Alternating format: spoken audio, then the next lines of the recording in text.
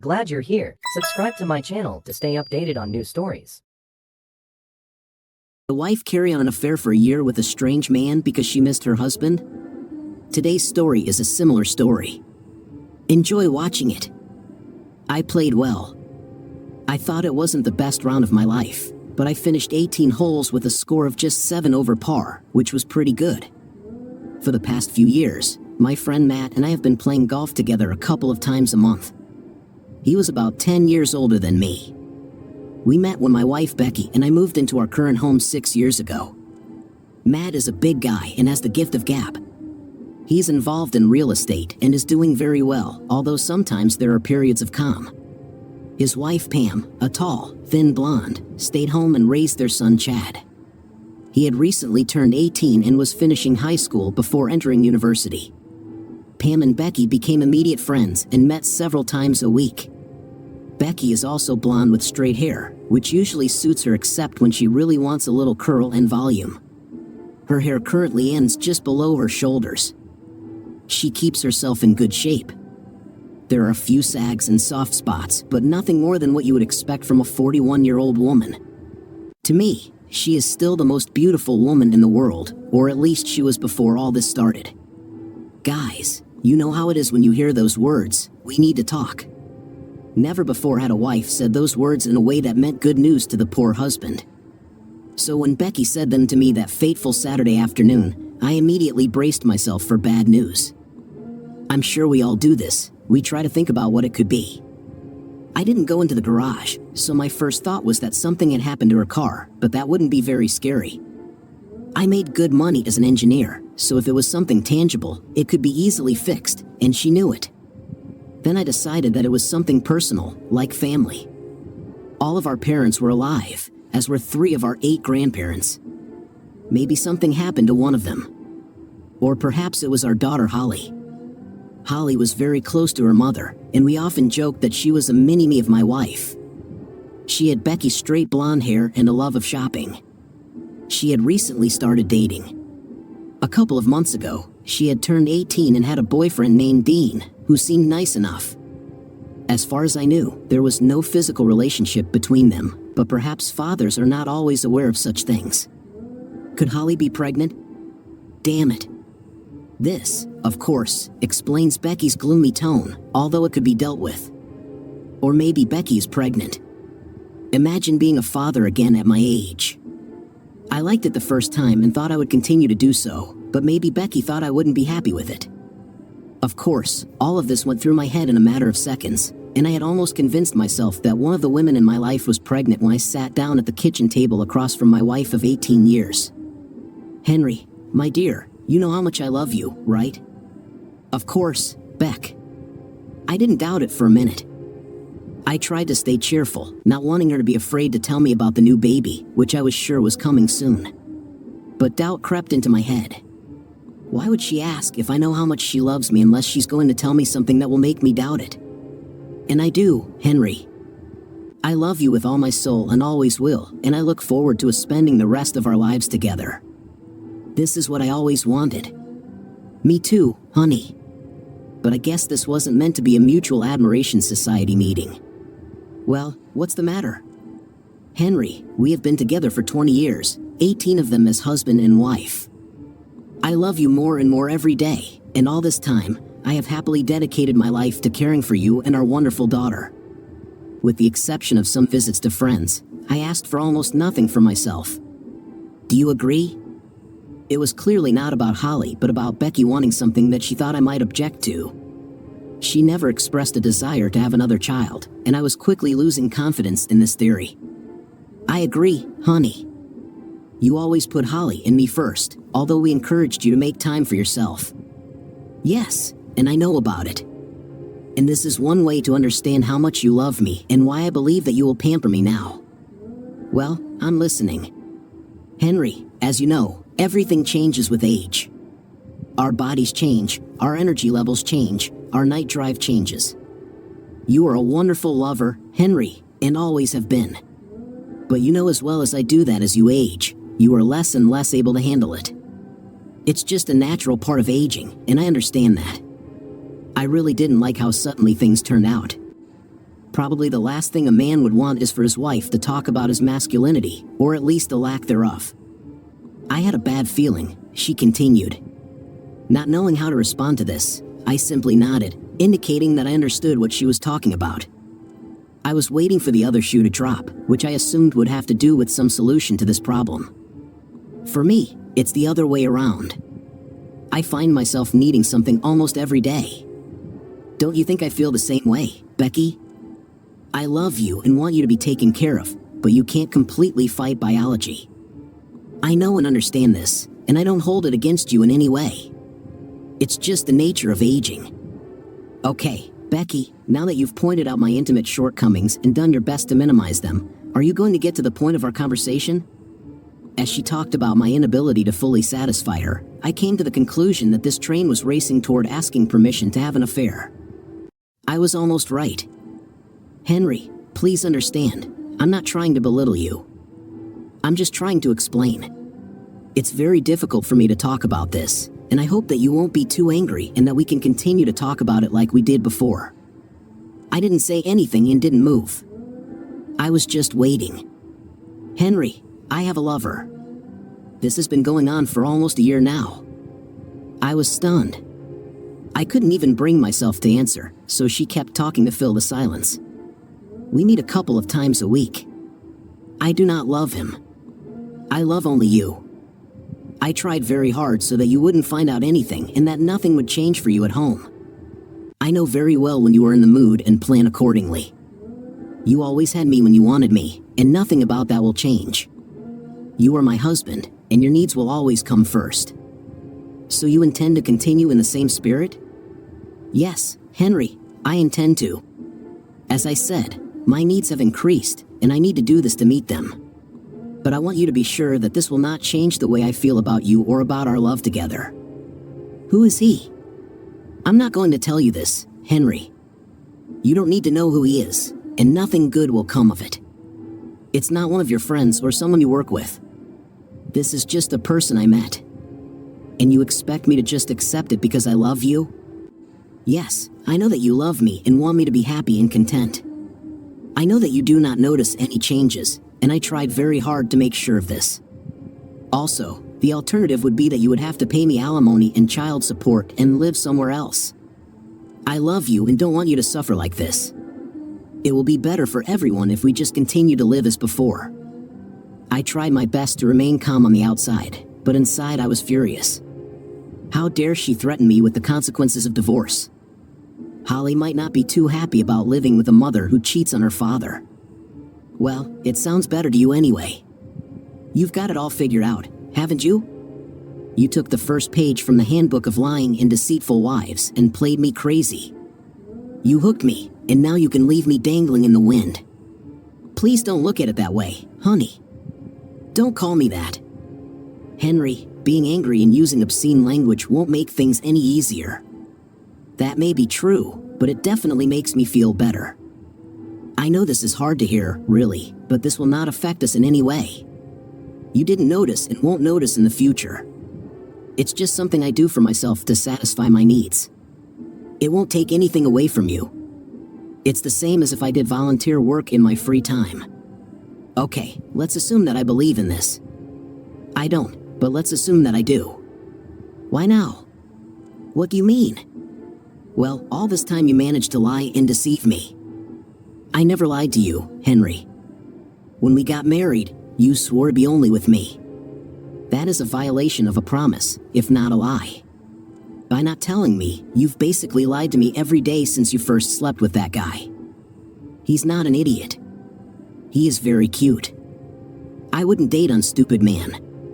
He seduces and has an intimate with married women. That alone makes him an idiot. Well, for the record, he didn't seduce me. I came to him myself. It just kept getting better and better. So that means you're even more of a traitor than I thought, Henry. I ignored her. Then let's get back to my question. Why are you telling me about this now? You made me trust you. You deceived me for a whole year, so why are you telling me about this now? Like I said, Henry, I plan to spend every day of the rest of my life showing you how much I love you and how grateful I am to you for allowing me to do this one thing for myself. but the exception is that he takes me to Hawaii for a week, as if on the anniversary of our first date together. Are you kidding me? Is it too much that it doesn't affect us? You leave for a week with your lover, and I sit at home and work to support you. So should I welcome you with open arms when you return? What the hell did I do to you to deserve such disrespect from you? You didn't do anything, Henry, and this is not disrespectful to you. I need you to understand that I'm only doing this for myself, and it has nothing to do with how I feel about you personally. I don't understand how this is possible. What about your daughter, Becky? What are you going to tell Holly about this little solo vacation of yours? We always went as a whole family, and suddenly you're going alone. I've already spoken to Holly and explained that some of my friends and I have decided to take a little trip together and that it will in no way affect our family vacation this summer. She didn't mind. Perhaps she will even be glad if I leave. She giggled at what I thought was a joke. Oh, isn't this such a lighthearted topic, and you think I'm going to let her continue to believe this nonsense? What evidence do you have to the contrary, Henry? I had already shown her brochures about the places where my friends and I would go and promised to tell her about everything upon our return. All you have is your word, and frankly, Henry, she'd rather believe me in what I told her than what you tell her. Like I said, you thought of everything. You can do whatever you want, and who cares what I think about it? And if I don't like it, then that's just too bad. I don't understand how you expect to stay married to me after this. I already told you, Henry. We love each other, and as soon as I return, everything will return to normal. I'm tired of this nonsense. She clearly hadn't thought about the long-term consequences this might have. Even if we stay married, which won't happen if she agrees to this trip, and even if she doesn't, it won't be the same. I made one last try. Becky, don't leave. We can work on our marriage and try to make things better. Just please don't leave. Henry, I'll go, and that's all there is to it. But everything will be as before, you'll see. I love you too much to let that change anything. Well, I tried. I can say that this has already changed the situation, but I think you have done your duty. You told me about your plans. I would advise you to have a good time, but unlike you, I prefer not to lie to my spouse. I'll be in the carpentry shop if that's what you're concerned about. Henry, please be careful out there. Operating power tools while upset is very dangerous. I walked down the steps to the basement, ignoring her words and not saying another word. I couldn't believe how stupid she was. Of course, I loved her, but I certainly wasn't going to agree to it, and I was amazed that she would think I would. Despite her thoughts, I intended to tell Holly what her mother was up to. If she doesn't believe me, well, I'll have to take a chance. And a trip to Hawaii, of all places? We've been talking about going there for years, but we've been waiting for Holly to get a little older so she can really enjoy it. And now, before we could, she decided to go off with that guy. I considered my options. She was right about the divorce, of course. We were in a no-fault divorce state, so I would be on the hook for child support for a few years at least, and probably alimony since Holly would most likely be left with her mother in the house. I could afford it all, but I just didn't like the idea of paying for my wife to sit at home with her boyfriend while I worked and sat at home alone in some apartment. And who knows who she might bring home and subject Holly to. I didn't see any other option but to just stay here until Holly left for college and then get the hell out. But I won't touch her again. I had been sitting in the workshop for several hours when I heard that my daughter had returned home.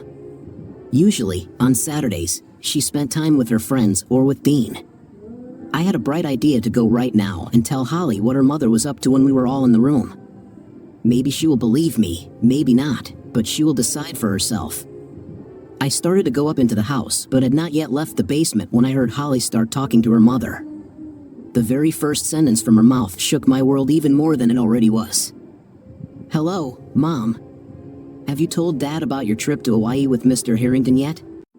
Damn it, she knew everything. Becky didn't tell her the story about the trip with her friends. Holly knew the truth and apparently didn't mind. Who is Mr. Harrington? Did Holly know him? Yes, quite recently. He wasn't too happy and is now sulking in the carpentry shop. This is in general what I expected, but he will come to his senses. He really has no choice. I can't believe he was so selfish, Mom. If he truly loved you, he would be happy for you to get your needs met. He'll just have to accept that you need a younger man to give you what you need. As long as he gets his way, he has no reason to complain. Who the hell was this kid? Then I realized that Becky was raising children and had apparently been filling Holly's head with this nonsense for years. She truly was Becky's mini-me. That's what I told him, but he took it personally. His poor fragile male ego can't accept the fact that he can no longer meet all my needs. I explained to him that people change with age, but he sees in me only his caveman's idea that I am his woman. No, there is clearly no respect here. I'm so glad I introduced you to Mr. Harrington. He is looking forward to this trip. He says he has some special things planned for you. Oh my God, my own daughter not only knew about it, but played an active role in helping her mother cheat on me and seemed to revel in my humiliation.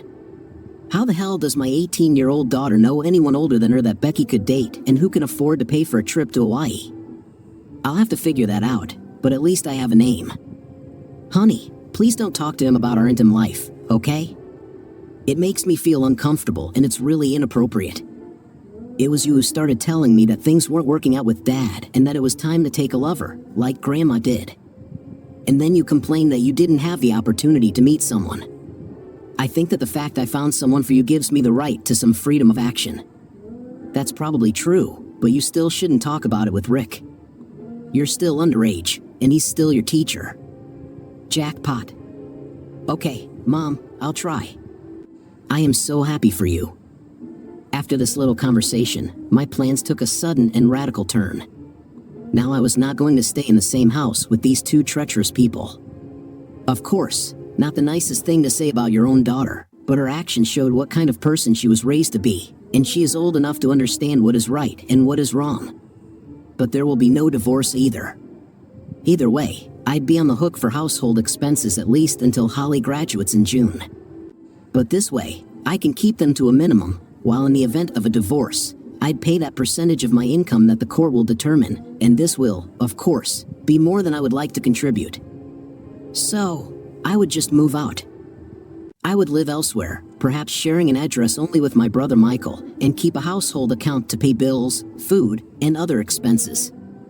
I would keep my email and phone active so my wife and her protege can contact me about anything they want or need, and I can decide if I will cover the costs. Of course, the days of Holly getting pretty much everything she wanted are over, particularly the car she's been wanting to buy for the last couple of years. After all, I was just about to give up and buy her a car. Since I was involved in finance and the family business, I could easily arrange everything within the next 2 weeks. As long as Becky's credit cards worked when she paid them off, everything was fine. I would also have to find a place to live, but that shouldn't have been too difficult. I decided I just wouldn't play these games. I won't pretend that everything is fine, but I won't stomp my feet and make a mountain out of a molehill.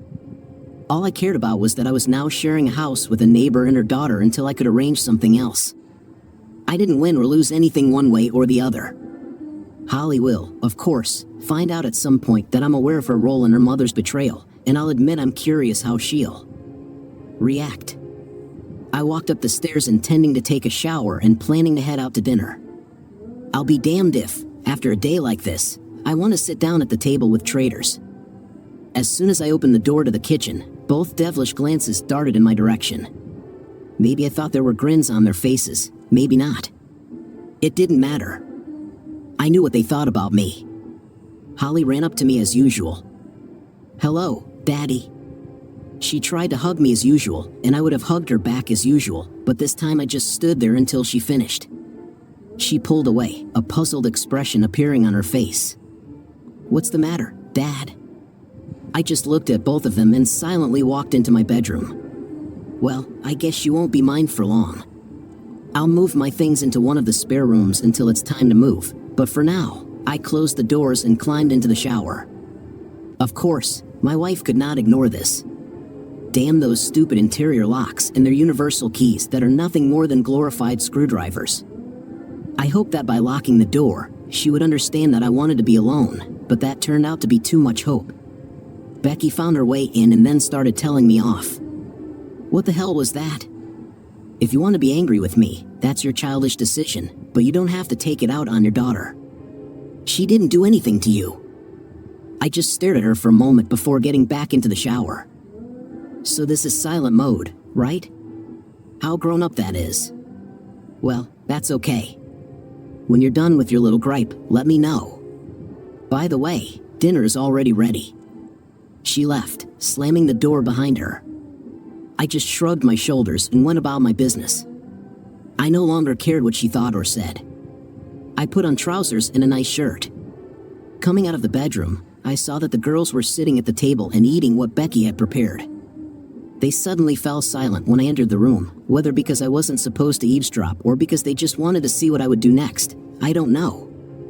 I looked in their direction, and Holly smiled widely, perhaps thinking or at least hoping that I would come and sit with them and talk like I always do and maybe apologize. But I turned the other way and walked out the front door. I got into my BMW and was out of the driveway before anyone even left the house, if they even moved. I ate alone at a local steakhouse. I ate slowly and spent a lot of time reading various news articles on the internet. It was just a way to pass the time. I was acutely aware that there were no phone calls from any of the women in my life. I watched a late movie that ended at 12:30 a.m. and got home around 1 a.m. To my joy, everyone was already asleep, and I quickly fell asleep in the guest room. Of course, my good times were short-lived, although it is true that some times are worse than others. I can't deny Becky's physical attractiveness to me. Okay, you're awake. Why the hell did you sleep here last night? Because I was avoiding you, Becky. I had no desire to sleep with you. It seems pretty clear that at least part of you was interested. She reached out to me, but I quickly turned away and slid off the bed. A look of disappointment appeared on Becky's face. Well, Henry, it's still me, the woman you've loved all these years and who loves you with all her heart. Let me take care of you. You're definitely not the woman I've loved all these years, and that's not the heart you shared. Becky, as long as there's another partner in your life, I will not participate in this. It's that simple, and it's your choice. You can either have your husband or your boyfriend. I see that you are not ready to be reasonable in this matter. It's okay. I can wait. I know that you love me and that eventually you will see the logic in what I say and do. I know you want me to be happy, and eventually you will give me this little thing. She left and walked down the corridor to the bedroom. Sunday passed almost the same as Saturday. I spent most of the day pottering around in the workshop and then went back to dinner. I had to work tomorrow, so I returned at a more reasonable hour. Holly was already in bed, and Becky proposed to me again, but I again refused her advances. The next 2 weeks passed quickly, helped by the fact that I stayed late at work every evening. I've never been so tired before, but every night I tried to find Becky and ask her not to leave so that later, when it was all over, I could sincerely say that I made an effort. The conversation was always roughly the same. Becky, I want to ask you again, please, not to go on this trip. Call and tell him it's over, and let's work on ourselves. Henry, I understand that this is hard for you, but I want to go. I need to go, and I am determined to go. This is just 1 week, and then you and I will return to our previous relationship. That is, you will continue to meet with him, and although you will keep a low profile, in fact, it is not just you and me. Yes, Henry, I will continue to see him. I'm sorry this hurts you, but this is what I need, and if you love me, you'll understand. This continued until the night before her departure. As for Holly, she finally cuddled with me a couple of days after I overheard her conversation with her mother on that fateful day.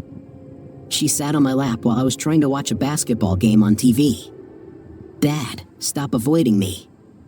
For some reason, you are offended by me. You always said that we have to talk things out to solve the problem, but if you don't tell me what's wrong, we can't solve it. Please, Daddy, I love you. Whole, and I could tell you I am angry with you, but I think there's someone else who can tell it much better.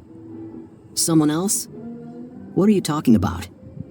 Perhaps, my child, you should ask your teacher, Mr. Harrington, what is troubling me. You seem to have become very close to him, even setting him up with your mother so she could deceive me.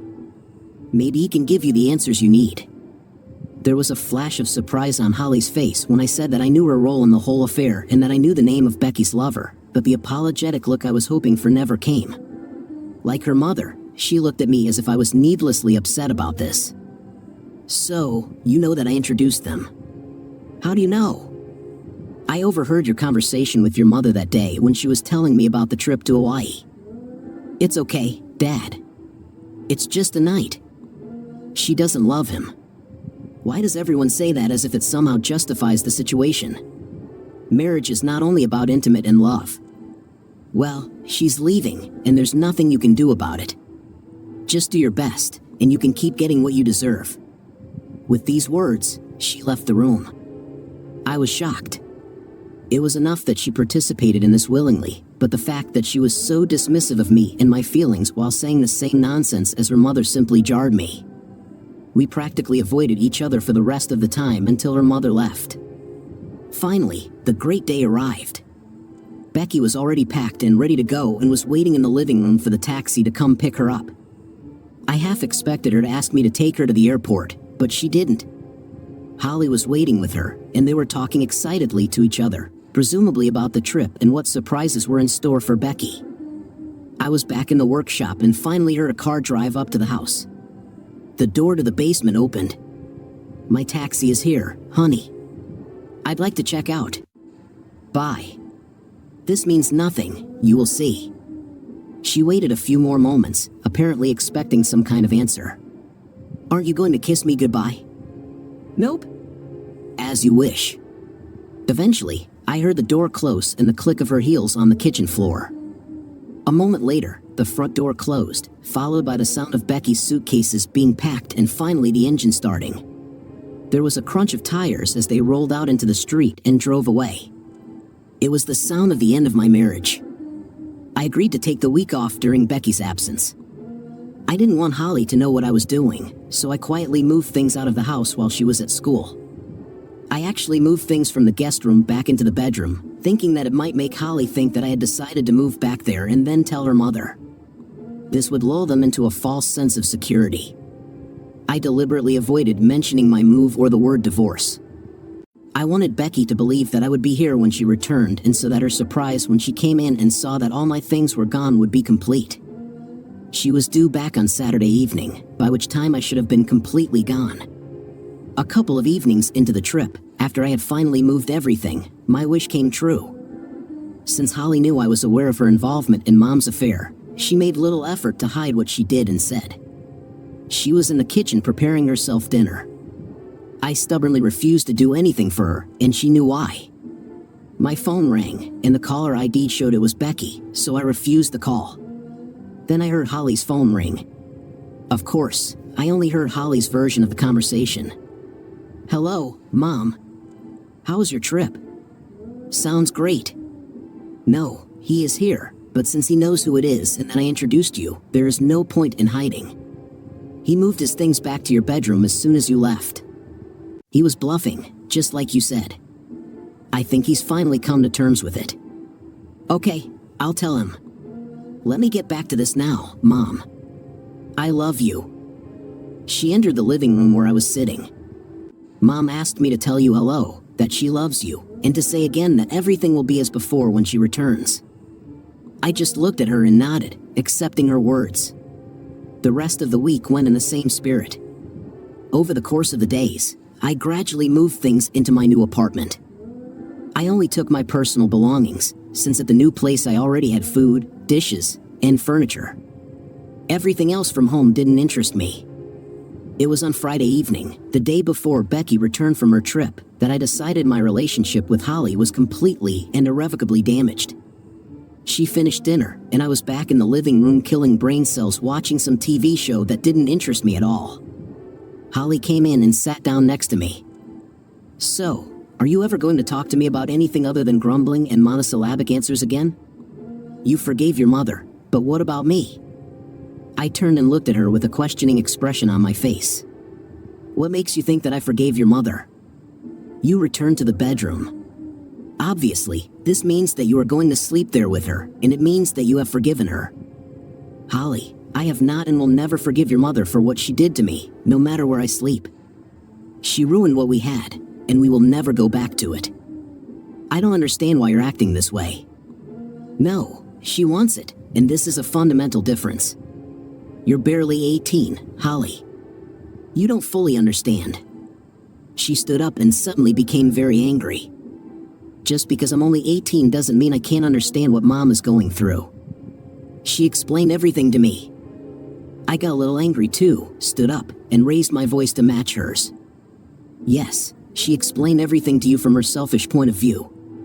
She decided that she was the only one who mattered, and she didn't care what others thought. This is nonsense, Dad.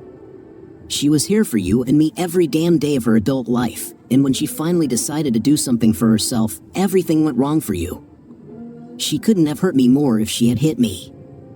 I can only assume that the look on my face showed her that she had crossed a line. Oh, Dad, I'm so sorry. The rage and hatred I suddenly felt toward my daughter in that moment was something I had never felt before. As far as I understood, I no longer had a daughter. Holly-Ann, don't ever talk to me again. I walked out of the living room and up the stairs to my bedroom one last time. Holly cried, realizing the damage she had done in that single moment of anger. Dad, I didn't want this. Please, Dad, talk to me. I ignored her and walked into my room, closing and locking the door. I stayed up all night collecting the remaining things. I took a taxi to the airport instead of asking Rick to give me a ride. Holly told me Henry was back in the bedroom, so he'd obviously gotten over himself, and I didn't want to risk seeing Rick and upsetting him. I finally had everything the way I wanted it, and I didn't want to rock the boat. When I entered the house, the taxi driver carried my things inside. It was almost dinner time, and I expected Henry or Holly to cook something, but there was nothing. Perhaps Henry was planning a dinner to celebrate my return. I heard footsteps on the stairs, and then Holly appeared and rushed to hug me. It looked like she was crying. Hi, baby, I missed you too, but there's no point in crying over it. She just buried her face in my shoulder, and I heard her sobbing and felt her body trembling. It was clearly more than just that she missed me. I pulled her face away from me. Baby, what's the matter? Where is Dad? She was trying really hard to get her emotions under control, so I just waited for her. After a few minutes, she was able to talk. Dad moved out. I drove him away. What are you talking about, Holly? You told me yourself that he returned to the bedroom. Yes, but last night we had a fight, and I said something very terrible. This morning, he and all his things were gone, and there was that note on the table. Looking at the table, I saw a note that I had not noticed until that moment. With trepidation and a growing sense of horror, I walked up to the table and took it in my hands. It was printed out from the computer except for Henry's signature at the bottom. I assumed Holly had already read it.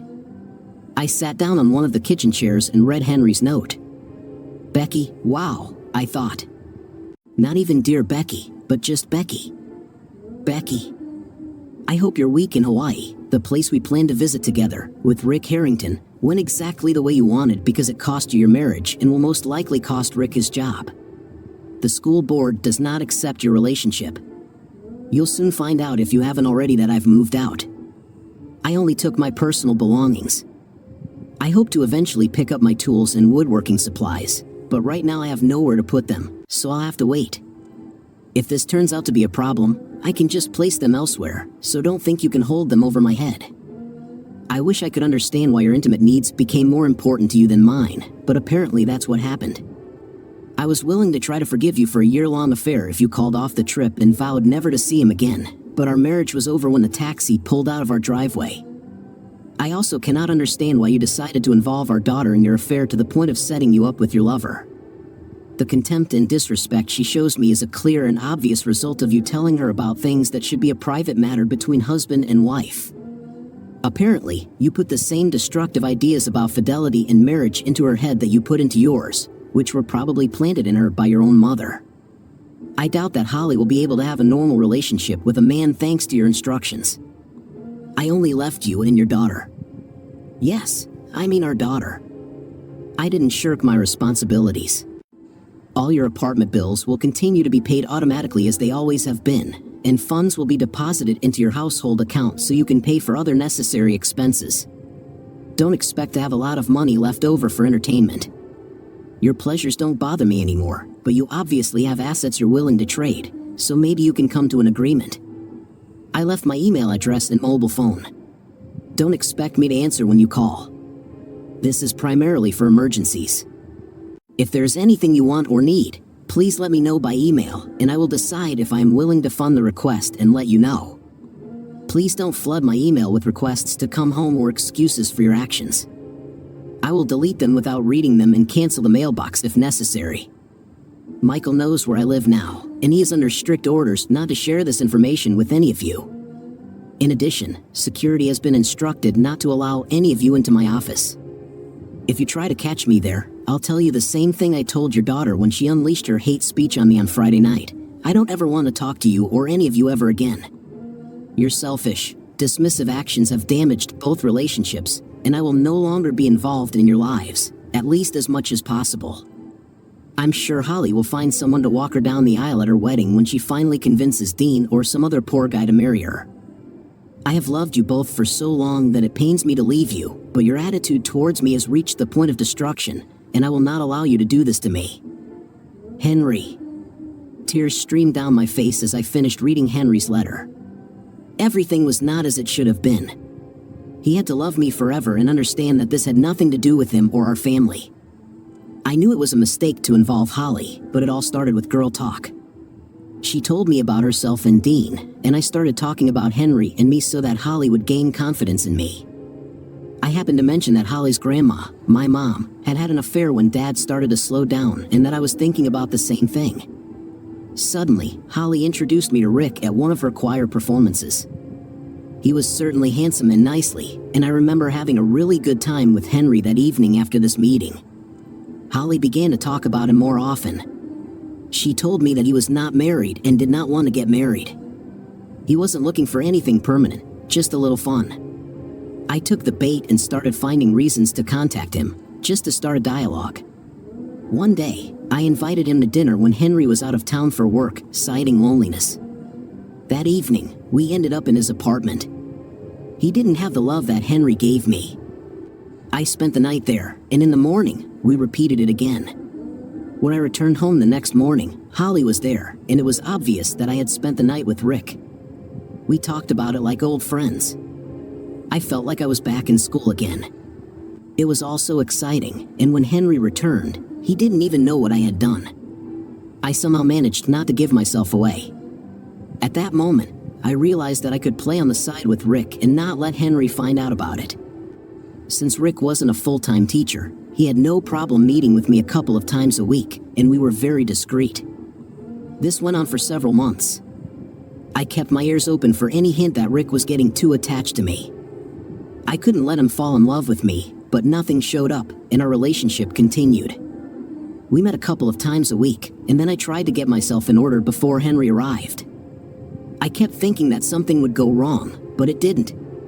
Well, until that fateful day. It was approaching the anniversary of the first time Rick took me to his apartment.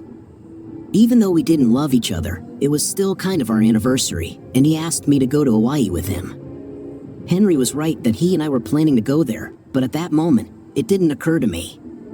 I don't know why, but the thought of spending a week in paradise was very attractive to me. Of course, being a housewife, I could not justify such a long absence. I don't have a job that takes me out of town, and saying I was visiting relatives would be too easy for Henry to check on me.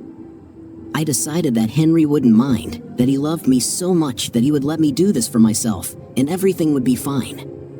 Rick mentioned that I could point out to Henry how bad divorce would be for him if Henry was inclined to do so.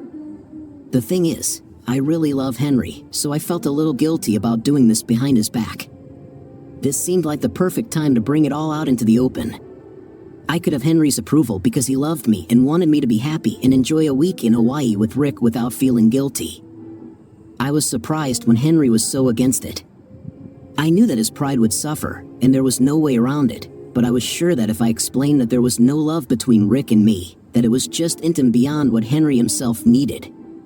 Yes, I was sure that Henry would eventually begin to look at things logically, at least in my opinion.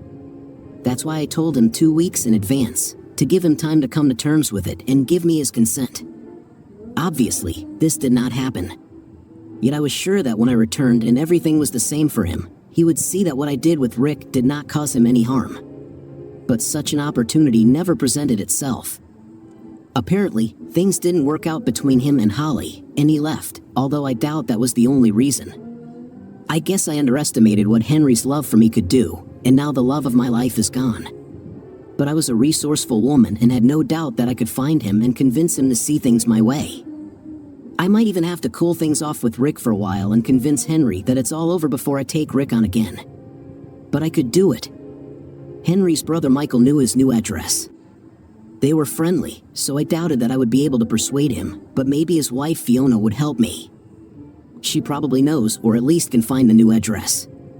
Once I find him, I can probably convince him to come back and give me another chance. This is probably why he doesn't want to talk to me.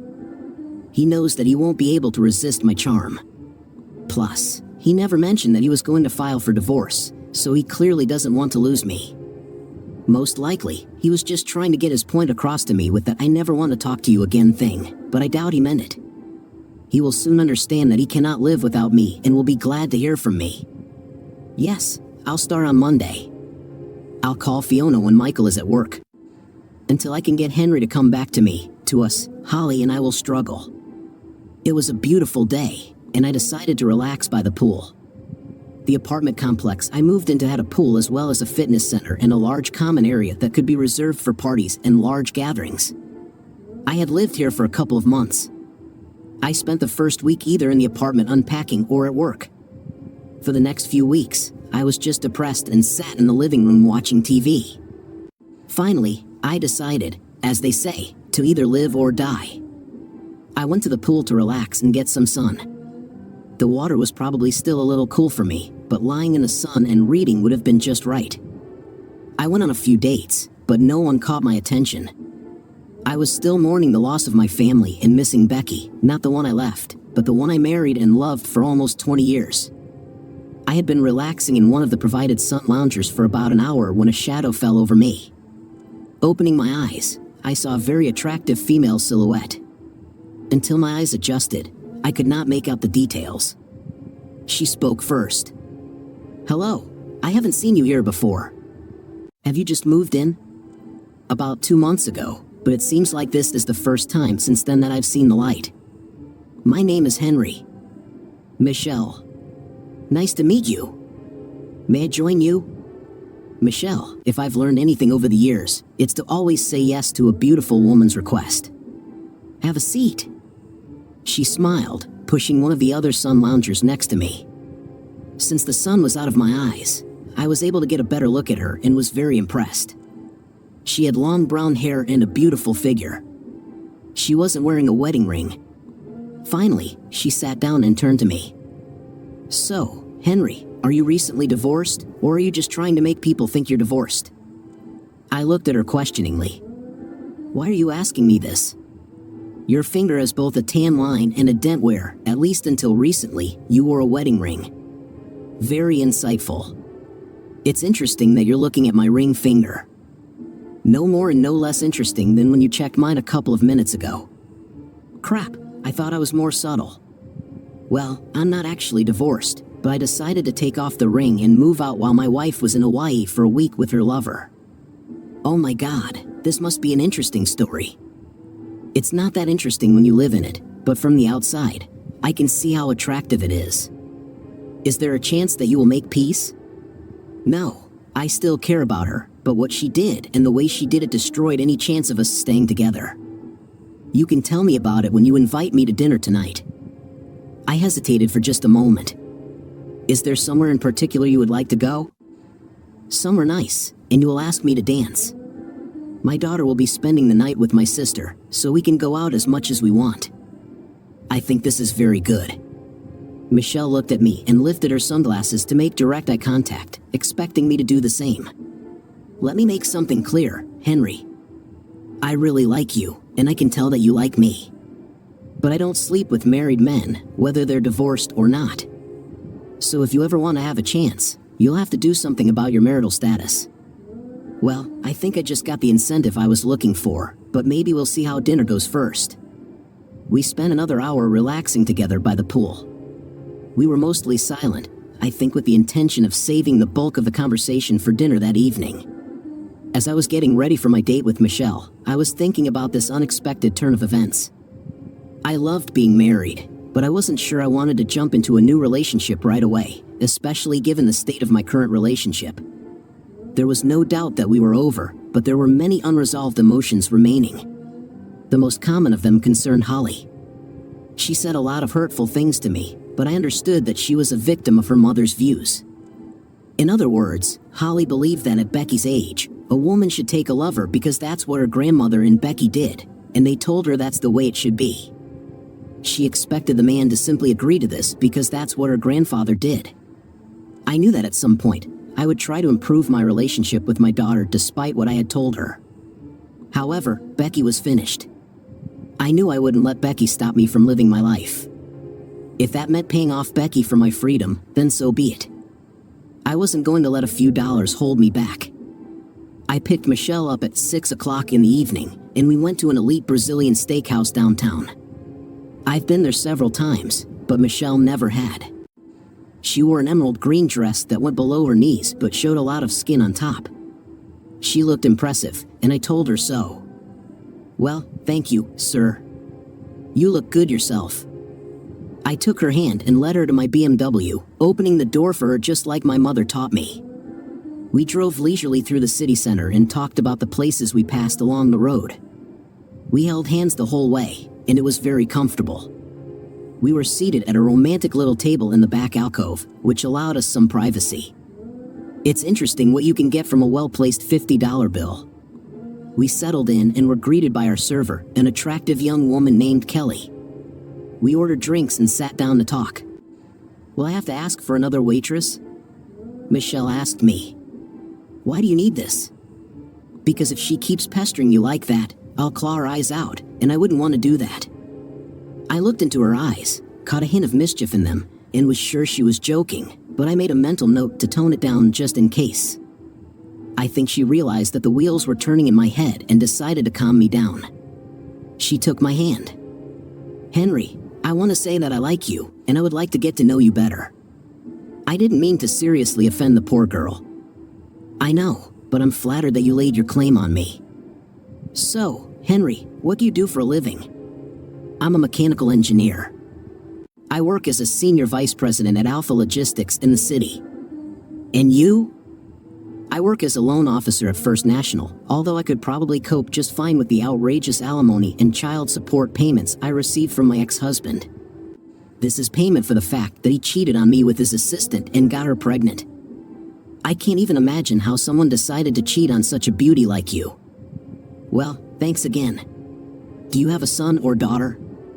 "Joni is 8 years old, a third grader at Oakleaf Elementary, and I think she might be smarter than me." "Does your ex take an active part in her life?" "Not at all.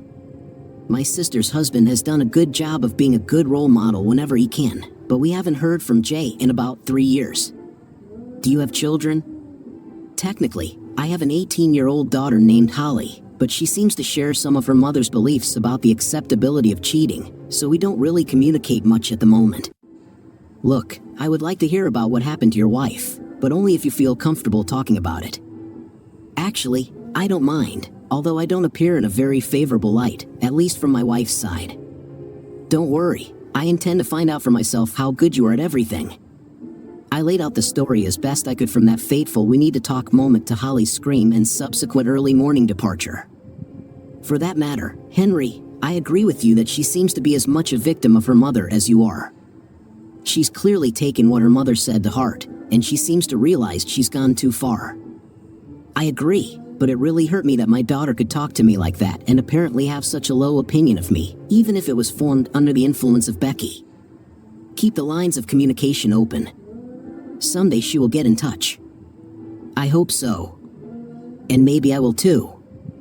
I'll show initiative. So, are you ready to share your story, Michelle? My story, of course, is not so juicy. My ex, Jay, is the vice president of the Muscles gym chain. He spends a lot of time traveling, inspecting various gyms around the country. A few years ago, he got a new personal assistant, and to make a long story short, they started sleeping together while they were on a business trip. Apparently, his bosses were aware. I was getting emails and things like that, telling him to be careful. When he knocked her up, I left him and received very generous alimony and child support as well as a very good reward for Muscles. I don't have to work, but I like that I have a reason to get up every day. Well, I don't know. I think it's pretty juicy. Maybe not as juicy as an adulterous trip to Hawaii, but still pretty good. You seem to be coping well with your breakup. Henry, at the moment, yes, but at home in my small apartment, loneliness sometimes overcomes me. It was the right decision, but that doesn't mean I don't miss what we had before. You know, if you feel bad, you can call me, and I will come.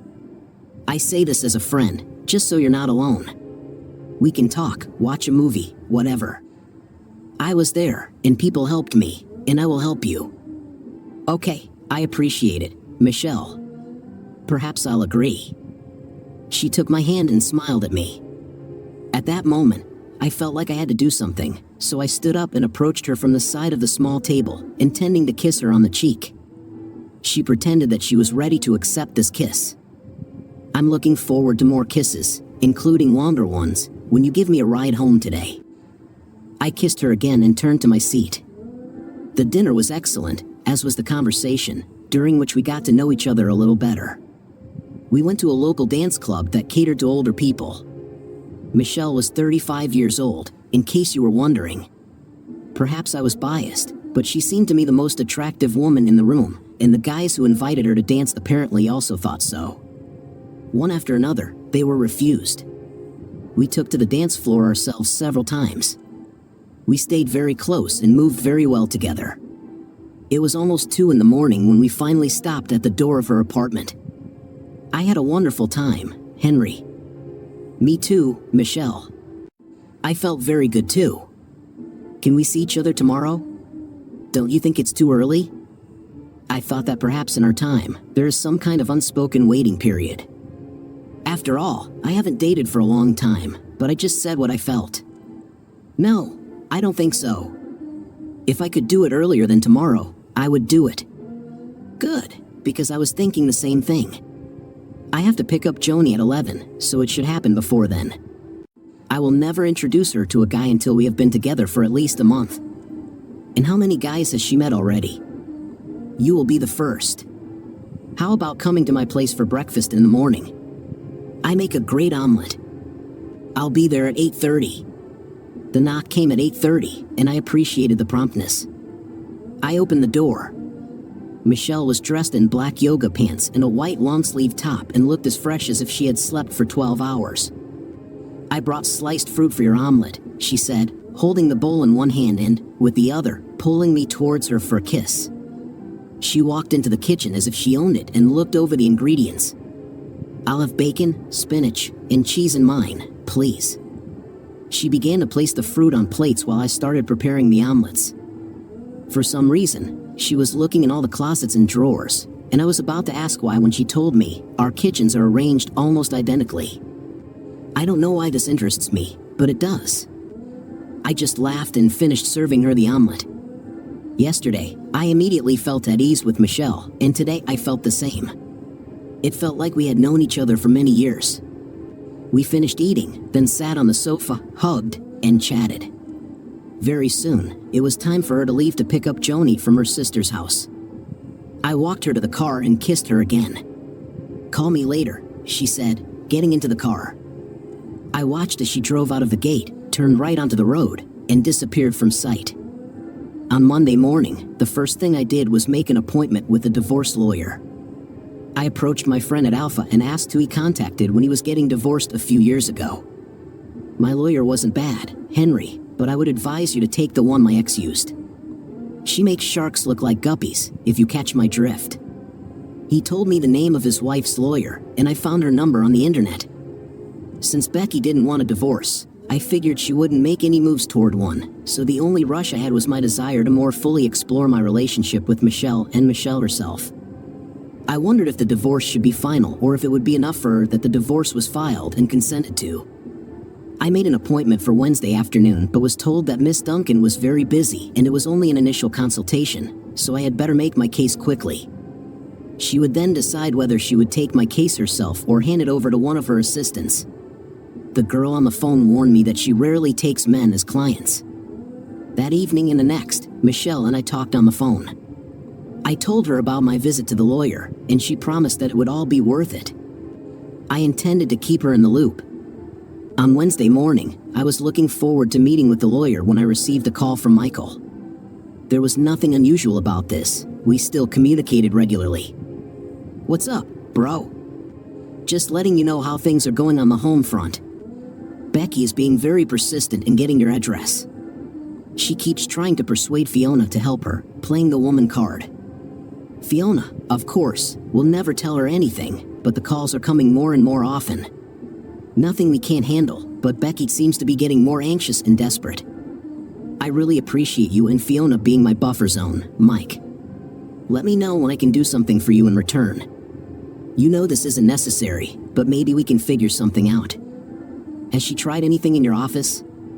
She came a couple of times at the very beginning, but achieved nothing. She still calls almost every day, but our secretary now treats it like a game. She enjoys it. The meeting with the lawyer was successful. Denise Duncan went into law to help women get what they are entitled to in divorce court, and that is still her focus, but she realized that there are a lot of women who are the cause of these divorces, so she spread her wings a little. She firmly states that she will never take on a client who is himself an adulterer. Thanks to evidence obtained from the investigator I hired while the Lovebirds were on the islands, I had enough proof, and she took my case. It's things like this that make women look bad everywhere. It's no wonder that men are more content than ever to make women playthings when women like them are around, she told me during our consultation. She suggested that by using the private investigator's report as leverage, we could actually influence the issue in our favor. I was tempted, really, but she gave me 20 wonderful years, so I was ready to split everything in half and even take on alimony and child support, which, according to Denise, was very fair of me. But if she was fighting for a divorce, we could bring an account. He was already in the hands of the school board, and I suspect old Rick will be gone soon if he hasn't already. Becky loved to volunteer, and I suspect that my photographs might have discouraged these family organizations from doing business with her, but again, this was only possible if she decided to be firm in this matter. That evening, I was pondering the choice of dinner amid the lack of food in the apartment and had already decided to go outside when there was a knock on the door. I opened it, and Michelle came into the room with a picnic basket and a couple of plates. Taking them from her, I placed them on the table and kissed her. "Wow, baby, that was a good greeting. I missed you too. Where were you today?" Johnny, one of her friends, invited her to go out for pizza with them. I took a chance assuming you hadn't eaten yet and wanted to know how the visit to the lawyer went. You want this to start almost as much as I do. Yes, baby, it is. We need to be able to communicate properly, and that damn marriage certificate of yours is getting in the way. But I don't know how much time we have, so let's eat. She pulled out a couple of containers of brisket and potato salad and a small bottle of barbecue sauce, and we started talking and eating.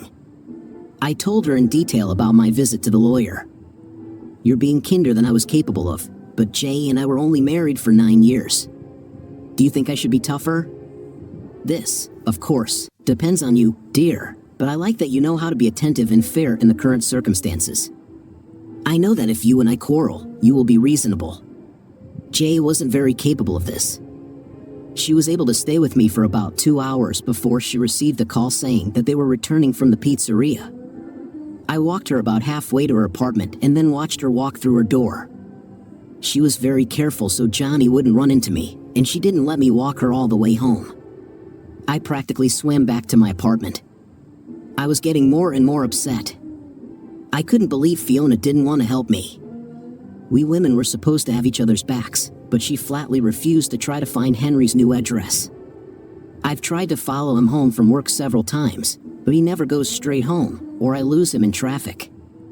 Before that, I met with Rick twice a week, and after Henry left, 3 or 4 times a week.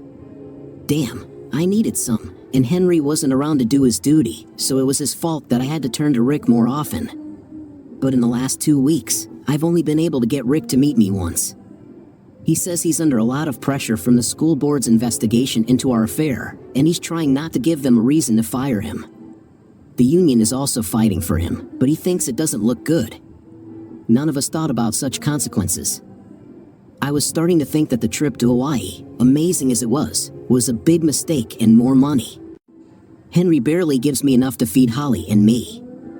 We have to have dinner at home every night, and we can only watch movies on premium channels because we don't have money for the movie theater. But even then, we ordered too many movies, and Henry threatened to cut off cable if we didn't reduce the number. He is behaving completely unreasonably. Of course, Holly is here now. At least she still has Dean to take her out sometimes, but now I don't have any money to give her to spend, so Dean has to foot the bill every time. Holly says he's putting pressure on her now to have a night with him as a way to contribute to the relationship, and now she's mad at me for it. And all this because Henry's ego can't handle the idea of another younger man taking care of my needs that he can no longer handle. I still love him, but when he finally comes back to me, I will have to make sure that he can meet all my needs, or he will have to accept the fact that I have someone on my side. This is not discussing it on a bright and beautiful Friday morning at 9:45. My phone rang. Perhaps it had something to do with the fact that Becky received the divorce papers around 9:30. I didn't answer because I was at work and didn't want to talk to her, but I was interested in what she would say, and I immediately listened to the message. It's all out of control, Henry. I destroyed these papers. I won't sign them. We're not going to get a divorce, and you'd better understand that. We need to meet and talk to leave all this behind and move on together. You should call me right now. Perhaps I should have been surprised by the aggressiveness and strategy of the attack. I knew that she would fight for a divorce. Why not, since she considers herself right? But I thought that maybe a little humility or a conciliatory attitude would come through. But no, she still thinks that I should accept what she does as part of life and that it is my failure, not hers. I haven't said yet that I have a private investigator's report, but it looks like it will be the ammunition that will end this war. He found it surprisingly easy to obtain evidence when they were here. They were very careful and secretive, but in Hawaii, I guess they decided they could be as open as they wanted. Michelle and I were planning to go out tonight, and I was looking forward to it. We only met a week ago, so I wasn't familiar with Johnny, but tonight the two of us are meeting Michelle's sister Lori and her husband Jeff. The kids were staying with a friend of theirs, and this was my chance to be tested as my first line of defense. I was nervous but optimistic. Leaving Johnny with the nanny, Michelle returned to get ready. I knocked on her door when it was time to leave and was practically speechless. She was stunningly dressed in a knee-length purple dress with an open back that went up to her neck and black shoes with similar 10-inch heels. We met Jeff and Lori at the restaurant and made all the necessary introductions. We were seated at a square table with Michelle on my right and Lori on my left. I thought it would be more convenient for people to keep an eye on me throughout the evening. Michelle said, "You're going through a divorce. How's it going?" I looked at Michelle and realized I was expected to face this onslaught alone. No big deal, I thought to myself. She deserves it. My wife received the papers today, but she intends to contest them, I continued. Of course, I can't be forced to stay married to her, but she obviously intends to fight this as best she can. Do you have evidence of her betrayal? Michelle asked. Yes, though it won't mean much legally, except that we can use it to pressure her, I replied. Her mother is an unrepentant cheater herself, so that won't influence things much. But the groups she volunteers with might have something to say. In the end, though, it could all go through without her signature if I wait long enough. Do you expect Michelle to wait for this? Lori asked. I'm not sure, I replied, my attention focused on Lori. I don't expect Michelle to do anything she doesn't want to do. If she decides she doesn't want to wait, I'll be disappointed, but I'll respect her choice. I really hope she wants to wait for me. I didn't plan on worrying about divorce, but I'm doing it for her, I admitted. I think she's worth the wait. Lori stared at me as my words sank in. Jeff grinned slightly, impressed that I didn't wilt under the scrutiny. Okay, for now, I approve of you, Lori said, teasingly. But you better be able to stand up for yourself on the dance floor when you and I are there. I'll take you for a spin. The evening progressed beautifully. Michelle and I were inseparable, except when we switched dance partners. It was evident Jeff and Michelle had danced together before, despite him being her brother-in-law. Lori was taller and slimmer, with long straight blonde hair, while Michelle was curvier, especially in the hips. It's hard to believe they're sisters, I thought, keeping my observation to myself. During the dance, Lori and I also exchanged a few words. Michelle told me what your wife did, Lori said sympathetically. I'm really sorry. I appreciate it, I replied. It's been rough on my self-esteem, but Michelle has been amazing. She really likes you, Lori continued. I haven't seen her this happy since she met Jay. Please, don't hurt her. I won't, I assured her. She means a lot to me too. When we returned to the apartment complex, Michelle had to leave to pick up her children, Alexis and Marcus, from the nanny. Jeff and Lori planned to have some alone time. I kissed Michelle goodnight as she got into the car and walked back to my apartment alone. Just as I settled into bed, there was a knock on the door. Peering through the peephole, I saw Michelle. I opened the door, and she kissed me.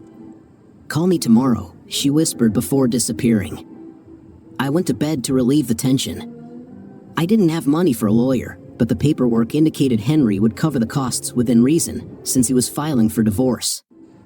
I managed to find a lawyer willing to take the case, knowing payment would come later. The lawyer informed me of a few things I didn't know. Regardless of whether I signed the papers or not, the divorce would proceed. The judge would determine the terms, likely similar to what Henry proposed, a house until Holly's senior year ended, followed by reasonable child support for 3 years and support until June. After that, the house would be sold, with options to buy it. I can't believe this is happening, I thought, the reality sinking in. Why did I risk my marriage over something that meant so little to Henry? I tried to set up a meeting with Rick next week, I continued, but he declined. It was only interesting to him because I was married. Now that Henry is gone and I'm getting a divorce, it's no longer fun for him. Henry was right, I concluded sadly. He was an untranslatable term, and Holly is just devastated. She misses her dad so much. We were always close, but they did so much together, and she misses him being a part of her life. It's been 2 weeks since I met Michelle's sister, Lori, I reflected. Other than a ticking clock, not much has happened with the divorce. Becky still refuses to sign the papers and insists on counseling, which seems pointless. Michelle and I meet whenever we can, I added. Sometimes it's just a few minutes after she's put Johnny to bed, but thanks to Lori, we manage to see each other a couple of times a week. She says all she wants is for us to reciprocate our feelings someday, I continued.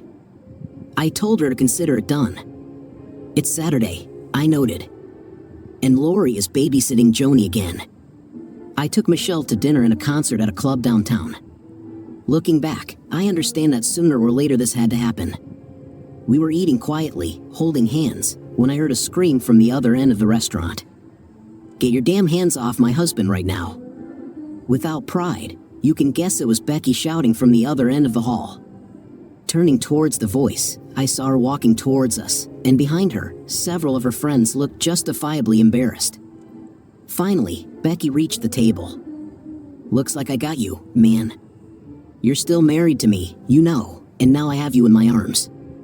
Yes, Becky, you caught me having dinner with my neighbor. Congratulations on the opening. Oh, don't try to tell me it's only dinner. I'm sure you'll have even more at home later. Just look how she's dressed. She's probably giving herself away for nothing. Michelle sat with a puzzled expression on her face until she was attacked, but in response, she remained calm. Actually, I respect wedding vows, even if they're not mine. We haven't done anything yet, but I look forward to the day when we can. Thanks for leaving him, Becky. The way she said Becky sounded with a hint of disgust and pity, which only made Becky even more angry. The staff had to force her away from us, and as a result, she was kicked out of the restaurant. As she was being dragged back, Becky managed to say, "Stay away from him." Before she was thrown out, I wondered if her friends stayed with her for the rest of the evening. So, this is your wife, right? I'm so sorry, honey, it's not worth it. This would be a great story to tell Lori and Jeff.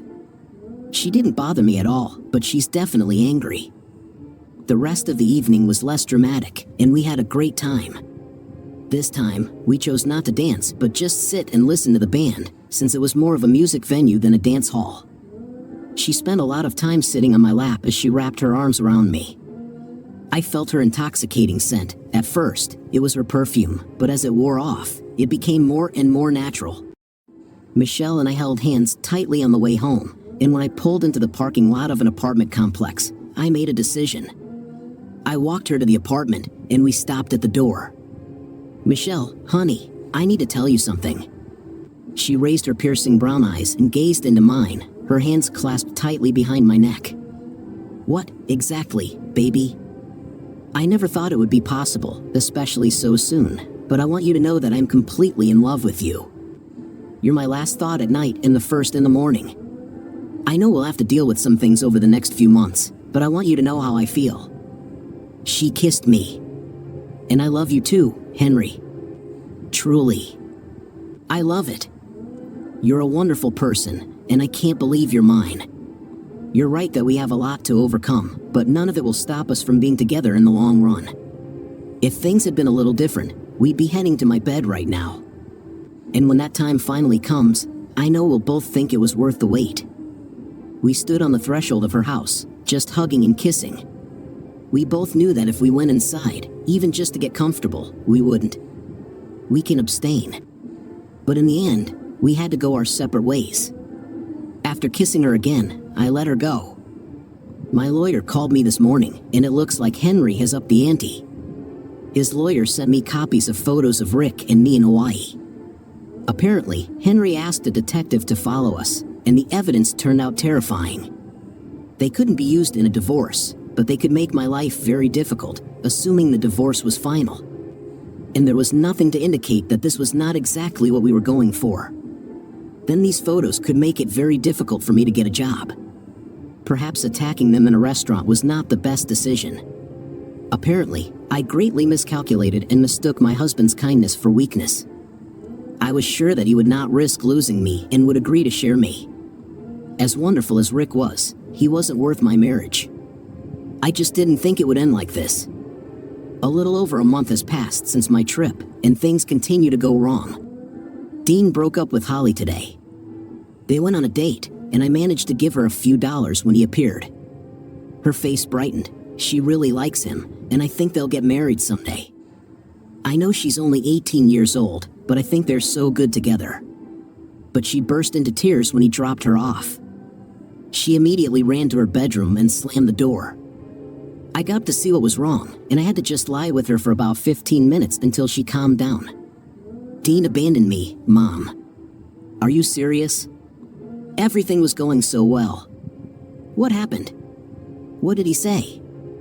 "Well, I told you that he kind of insisted that we have intim, but I kept saying no. In the end, he said that he expected more from me, looking at my mother, and I'm just like you in every other way. This outraged me." She continued, "Well, I told him what you told me, that it's perfectly normal for a woman to need a lover because as men and women get older, men's abilities decrease and women's needs increase. Then he asked me if that meant he could expect the same from me if we got married. I didn't know how to respond, and he simply said, 'I thought so.'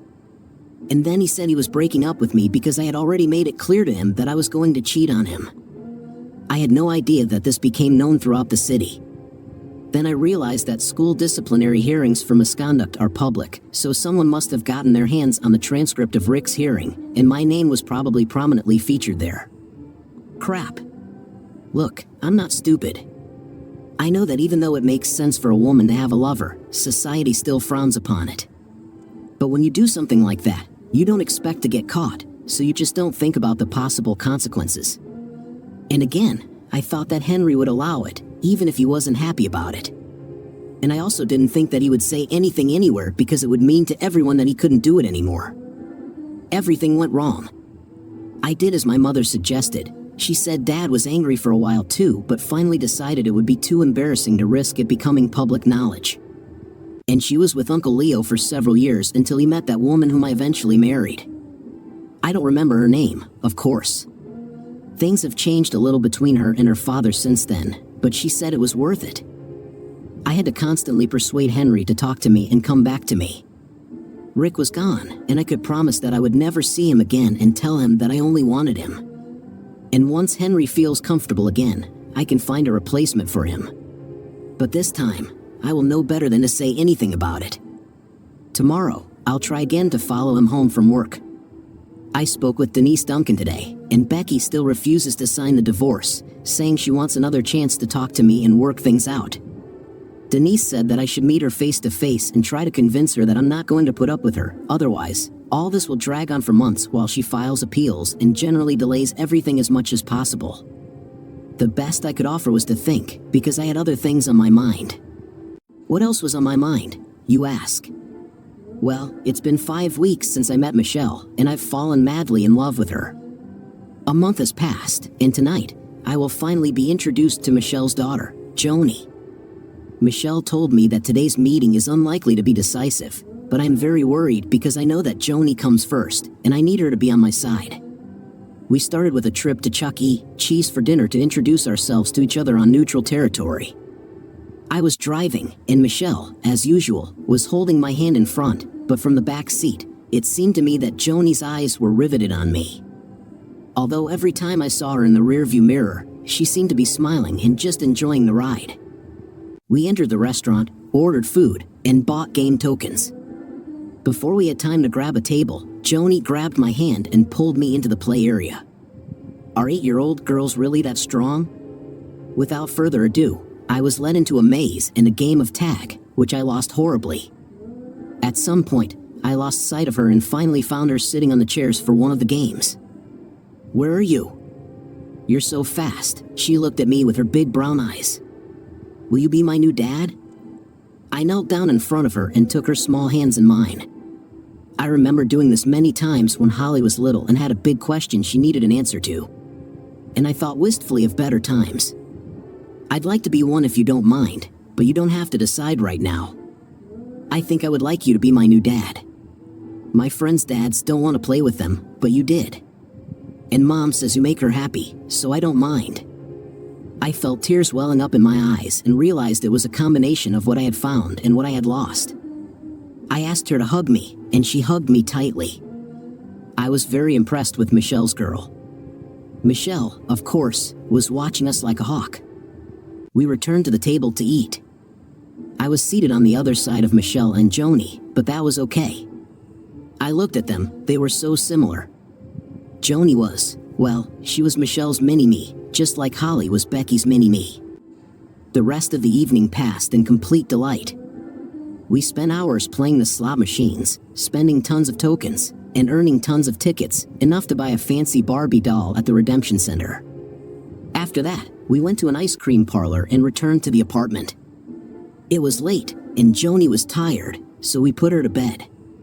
And I blessed her with a request to read her a story. After putting her to bed, Michelle and I sat down on the couch together. She pressed herself close to me. Are you ready to become a daddy to a little girl again? You know, at my age, I had my doubts, but now that I've met her, I can't imagine anything else. What about one of our own children? She looked up at me, and I lowered mine to meet hers. Nothing will make me happier than the birth of a child, Michelle, and only marriage with you and the opportunity to become a dad to Joni will compare with this.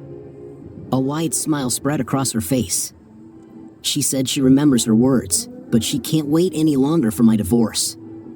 We made love. I turned off my phone for the evening, only to find that I had a missed call and a voicemail from Denise. I listened to the message, and my day became even better, which I never thought was possible. Henry, this is Denise, Becky's lawyer. She just called me and said she's decided to sign the papers and will come to my office next week. You don't need to be here, but I'll let you know when everything is ready. That night, I slept very well. My marriage was coming to an end, and at this point, it seemed like a foregone conclusion. This morning, I was going to fight him to the end, but as I watched Holly spend another day in her room crying because Dean left her, I realized that this was causing her too much pain. Where would this lead me in the end? I would still get divorced, but in doing so, I could ruin my daughter's life. Therefore, I made a very difficult decision to agree to sign the papers. And as a mature 41-year-old woman, I chose the most appropriate way to cope with the pain that this decision caused. I went to a club, got drunk, and went home with the first person who asked. So, I woke up in someone else's apartment. I sent Holly to her friend Leslie's for the night and was grateful that it didn't cost Holly her best friend. The guy was still sleeping, so I quickly got dressed and quietly left the house. My car was still parked outside the club, and I called a taxi to pick it up. I went home, took a shower, and then thought that at that moment, I wanted nothing more than to go to bed, so I did. I spent the entire weekend with Michelle and Joni. We went to the zoo on Saturday and went to Lori and Jeff's for dinner on Sunday. Joni spent most of the day with Alexis and Marcus, but they grew up together, so it wasn't surprising. Jeff was a nice guy and seemed to know his way around a grill. He was taller than me, 180 centimeters, and in pretty good shape. He played baseball in college and had just turned 40, while Lori was 38. While the sisters socialized and looked after the kids, I spent some time at the grill getting to know Jeff. He and Lori had been married for 15 years, and he was completely in love with her. She's still the reason I get up in the morning and do what I have to do. I want her to be proud of me and happy that she married me. I'm sure you're doing everything right, Jeff. I haven't spent much time with her, but she has that complete confidence that comes from knowing that she has achieved her goal. I've known Michelle for a long time. She's crazy about you, Henry. You got a good woman. She was completely devoted to Jay, and that's why what he did hurt her so much. You know, she devoted herself completely to him. I know what your wife did, and I'll bet my life that Michelle will never even take a step in that direction, let alone go all the way. I appreciate that thought, Jeff. Let me assure you that I don't think Michelle would do anything like that. Otherwise, I wouldn't be able to give myself to her as completely as I do now. I was in a good mood about how both parts of my life were developing.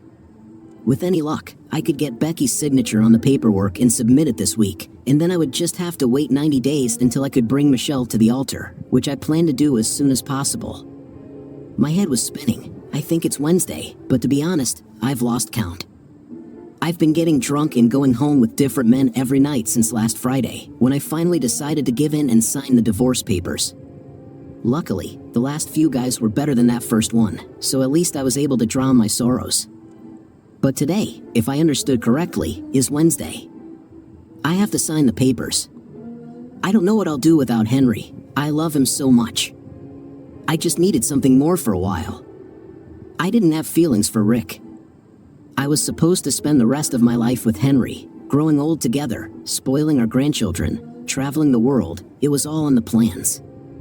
And now I'll only have loneliness and heartache. What a fool I was. And God forbid if Henry ends up with that beautiful brunette I saw him with in the restaurant. She was absolutely gorgeous and younger than me. How much more painful would it be if I ruined my life and at the same time gave the only man I love to a woman like this? I don't think I could live with it. I went to my lawyer's office, and we went to see Henry's lawyer together. I hoped he would be there, but he wasn't. And when we got down to business, I was sad to see that he had already signed the papers weeks ago. He couldn't wait to get rid of me, and now I can hardly blame him. Maybe someday I'll have the opportunity to apologize in person, but for now, I just let my lawyer look at the papers and sign them when she confirms that everything is fine. I ate dinner alone that evening, as Holly was spending more and more time away from home, probably to distance herself from me. Then I got dressed again and went to the club. I found a table with 3 young guys and told them I was there to offer them a once-in-a-lifetime opportunity. All they had to do was pay for their hotel room. I think we left a vapor trail behind us when we left the bar. I was completely sober. This was my retribution for what I had done. After the documents were signed and filed, the waiting period is 90 days, and 30 of them have already passed. My love for Michelle and Joni only grows, and we've gotten to the point where I call her my daughter, and she calls me daddy. It still warms my heart every time I hear it. Lori and Michelle are already planning their wedding. It won't be huge, but they want lots of flowers and a good reception. They have carte blanche, as far as I understand.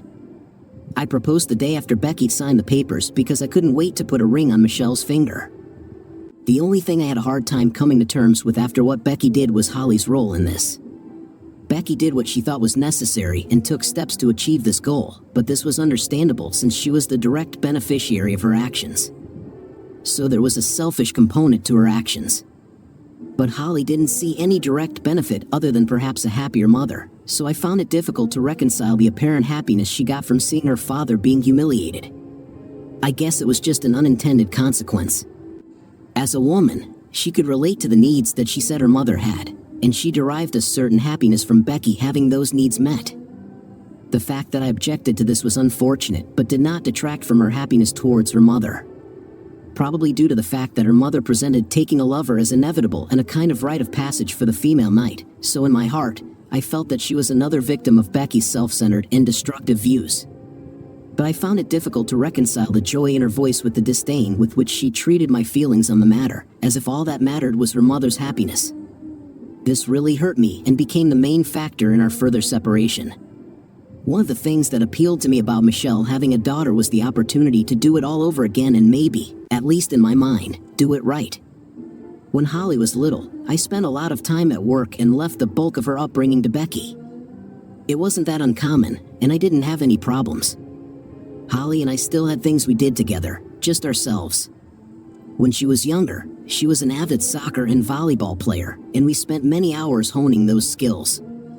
But this was not the time or place where life lessons were taught, at least as far as the values that underlie marriage and successful relationships were concerned. I tried to teach strength and willpower, never give up and fight against difficulties. I left it to Becky to instill other values, and it backfired, at least in that regard. I wondered if anything could be fixed at all. Soon, my marriage will be officially completed. I've been marking this date on my calendar for weeks. It seemed to me that now that Henry was gone, I had nothing to live for. Holly, now 18, spent most of her time away from home. She, of course, no longer needed me. Just a few months ago, I had everything: a husband who adored me, a wonderful daughter who loved me, and lovers. And then my own arrogance, my own sense of self-worth caused it all to collapse. I have no idea how I'll cope when it's all said and done. In my mind, as long as Henry and I were legally married, there was still a chance.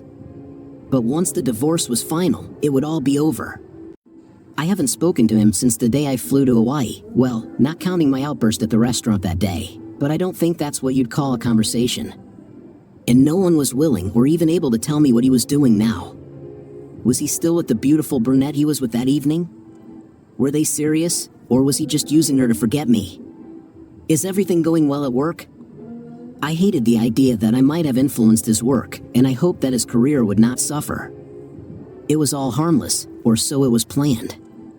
And the fact is, until that day, everything was harmless. Henry didn't suspect anything, and Holly supported me, no harm done. I suppose in the end, they could have figured us out without going to Hawaii, but I was stupid when I openly spoke about it myself. And here I sit with an ever-present glass of wine in my hand. Okay, sometimes I put it on the nightstand. Today, I haven't found a guy yet, but he's out there somewhere. I've never gone home alone at the end of an evening when socializing was on my mind. Sometimes it even gives strength and is not a desperate attempt to drown grief and drown out your feelings for a few hours, as it really is. The divorce would be finalized in a few days, and my wedding to Michelle is scheduled in 3 weeks, giving me time to get a final divorce decree so I could then get a marriage license. Michelle and Lori went shopping with the kids this morning while I cleaned out my apartment. Michelle's apartment lease expired last month, and she switched to month, even though I still had a few months left. We had already bought a house nearby so Joni wouldn't have to worry about leaving the school district, which was one of the best in the state. We were going to close on the apartment next week. However, despite spending every night together at Michelle's place if Joni was with us, and at my place if she wasn't, Michelle insisted that we wait until we were married before officially moving in together. So she kept her apartment, and I kept mine. Since money wasn't an issue, I accepted it. I received a message that they were returning and wanted to make sure I was home. It seemed strange, but I confirmed that I was at home and was looking forward to her return. The response was a smiley face. Michelle had her own key, and I usually left the door unlocked, especially when I was waiting for her. So when she knocked on the door upon her return, I was surprised. Maybe she's playing some kind of game. I thought. So I played along and opened the door.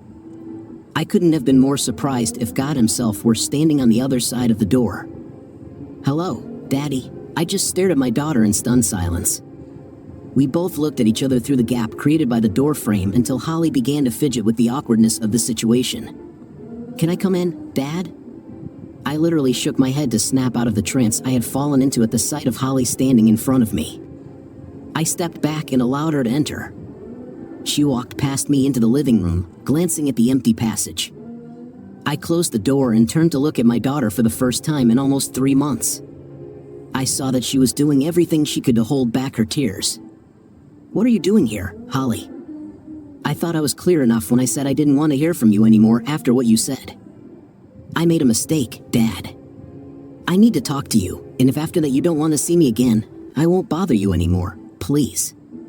"Okay, Holly. I'll listen. But first, I need to know how you found out where I live." "It was your girlfriend, Michelle. She called me, introduced herself, and said that you guys were getting married and that it was time for you and me to talk about what happened. Is it true? I hope you're not angry with her. She also said that I would have a younger sister." This was no longer the same snotty, dismissive child I had spoken to last time. I was intrigued enough by this change to continue the conversation. Inviting her to get comfortable on the sofa, I offered her something to drink and poured each of us a glass of iced tea. "Okay, girl. What do you want to say?" "Dad, I'm very sorry that everything turned out this way, especially what I said last. I thought that Mom deserved what happened, and that you were just being selfish for hurting her like that. So, what made you change your mind?" "A few things.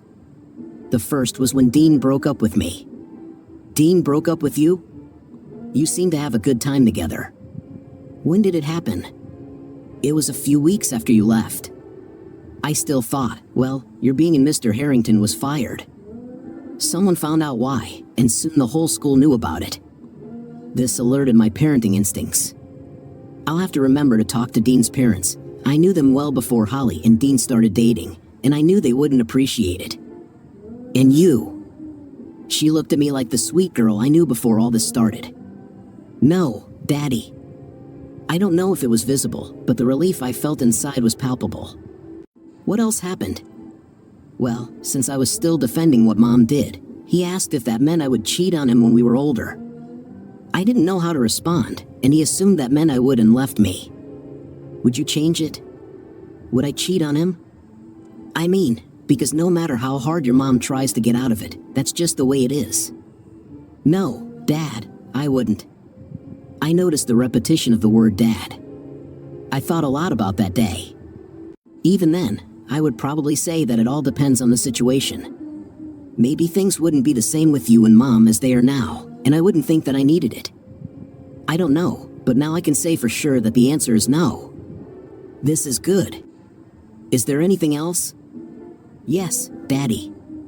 I spend a lot of time with Leslie's parents, just talking to them and stuff. I've lost a lot of friends because of this, but Leslie's family is still close to me. I explained to them that my mother told me that a woman takes care of her family all her life and has no right to do anything for herself. They surprised me by saying that she acted like a bad wife and a bad mother. You will not receive any objections from me. They talked to me about wedding vows and promises and stuff, but they also talked to me about what they had been through when Leslie was little. Mr. P got sick, very sick, and while he was sick, he couldn't. At one point, he told Mrs. P that he understood that she had a hard time going without intimate and that if she needed to find someone to do it with, he would understand and would not be upset with her. She said she almost knocked him out when he said that. She asked what kind of wife she must be to be so selfish when he was sick. It wasn't that he didn't want to, he just couldn't, and that was what all those vows were about. You remain faithful and support each other through good times and bad. She never even thought about doing that to him, and they made it clear that Mom was only thinking about herself when she did what she did. The fact that you were cared for didn't justify her being with someone else, Holly. Many years ago, even before you were born and even when you were little, I had a much greater night drive than your mother, but I didn't insist on it. We did it when she was ready. For Pope, by your mother's logic, I could find another woman whenever I want. If your mother isn't ready or interested, do you think she would be okay with that? She thought about the example I had just given and came to the only reasonable conclusion. No way, Daddy. She would probably leave you, and I would have been acquitted. And that's exactly what I did. Daddy, I'm so sorry that I believed my mother's words without thinking. If I had thought about it, I would probably have realized that this was wrong. I was just overwhelmed by the excitement she felt and the fact that we had a secret. I was wrong. Tears began to gather and run down her cheeks. I handed her a napkin, pulled her towards me, and hugged her tightly. I forgive you, baby. Really, I forgive you. I hope you understand that I needed you to understand for yourself that this was wrong. If I tried to tell you this myself, it would only turn your mother against me. You had to figure out for yourself what was right and what was wrong. I'm happy that you finally realized this. Does this mean I'll bring you back into my life, Dad? Of course, that means, honey. In fact, I have a wedding soon, and I really need you. I know Michelle has already asked me to be a bridesmaid. Leslie will be there too.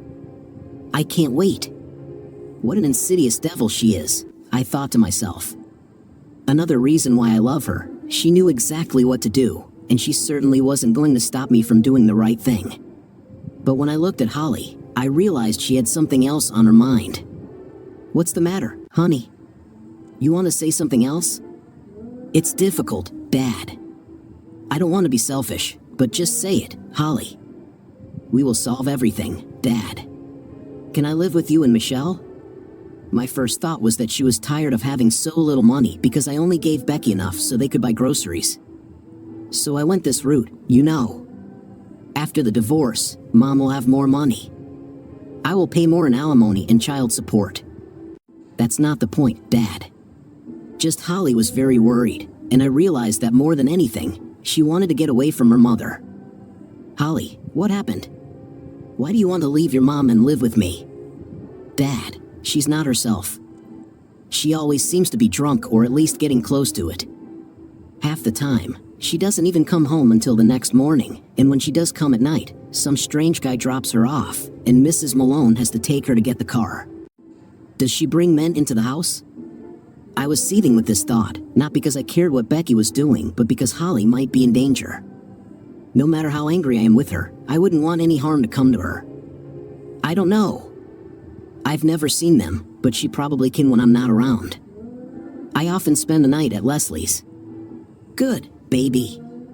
Of course, you can stay with us, but something needs to be done. We can't let your mom do this to you. I wrote to Michelle and asked her to come over immediately. Holly and I were sitting on the sofa when Johnny came in, I thought. Holly laid her head on my shoulder, so I guess the wedding is still on, and you're not mad at me for inviting Holly. You won't get away with marrying me that easily. She sat down on the other side of Holly, and Johnny climbed onto my lap. Honey, we have a problem. I relayed what Holly told me about Becky and her choices. She had clearly entered a self-destructive phase, and we had to do something to help her. No matter who else she was Holly's mother and gave me many wonderful memories. Michelle, as always, was completely supportive. Do what you have to do, baby. It is important. Do you want me to go with you? For some reason, it seems to me that this will only worsen the situation. I want to leave Holly here too. I think this is something I need to take care of. I drove up to my old house for the first time since that day. The grass was a little withered, but otherwise, everything was fine. Becky's car was parked in the driveway as usual. There were no other cars. I hope this was a good sign. I rang the bell. The house may have remained the same, but the woman who answered the door was not the same as the one I left. Her hair stood on end and looked dirty. She had lost weight and was wearing an old robe. Henry, oh my God, honey, you're back. Please tell me you're taking me back, please. I'll do anything. No, Becky, but I want to help you. Holly told me what's going on here. You can't continue like this. She looked at me, trying to process what she had just said, and then it was as if a switch had been flipped. Have you talked to Holly? Have you forgiven her and allowed her back into your life? And what about me? Where's my forgiveness? I forgive you, Becky. Then why don't Don't you want to take me back? I love you, Henry. I need you. Please, Henry, please. Becky, I'm not here to bring you back, but I'm here to help you. I took Becky to the emergency room, and her blood alcohol level was very high. They consulted a psychiatrist and urgently hospitalized her for 72 hours as a potential danger to herself. While she languished there, Michelle and I researched rehab centers that could help her and visited several before settling on one. Treatment was supposed to be voluntary, and I hoped that we could convince her to go there. This was 7 years ago. As I prepared to walk Holly down the aisle to marry her boyfriend of 4 years, I reflected on those events. It was a difficult journey, but mostly we made it through. Michelle and I are still happily married. Johnny, who recently turned 15, idolizes her older sister. She looks beautiful in her purple satin dress today as Holly's maid of honor. She's not allowed to date yet, but there are a few boys she talks about, and she's had a boyfriend or two, but that's only during school hours. Amelia is 5 years old, and she idolizes Johnny almost the same as Johnny idolizes Holly. She will start school soon and is already reading some basic words thanks to her big sister's bedtime stories. Tamara is 3 years old, and she doesn't sit still for a minute until she falls asleep. Literally 1 minute she is running at full speed, and the next she is already lying on the sofa. Every evening I carry her to her crib. Every evening I found my beautiful wife already seated, sharing the mother of the bride's seat with Becky. Becky's husband, Martin, is sitting right behind them. Her first rehabilitation did not go well, but after she contracted several illnesses and lost consciousness several times, she sought help herself, and this time everything worked out. Michelle is 8 months pregnant, but every day she manages to look more and more beautiful. If you're wondering, yes, it's another girl. We're still debating names, but there's a good chance Aunt Lori will get her namesake. Of course, sometimes I miss Becky, whom I married, and the plans we had. I always thought we would be married for 50 years and watch generations of family members pass through our home, but it wasn't meant to be. But we're all friends and even spend a day with Becky and Martin once every month or two. It's not what I expected, but it's a good life. What do you think of our story today? In my opinion, if you do not have the same opinion about family life, then you have nothing to do together, because sooner or later it will be a divorce as it happened with today's couple. What's your opinion? Write in the comments. Until new videos.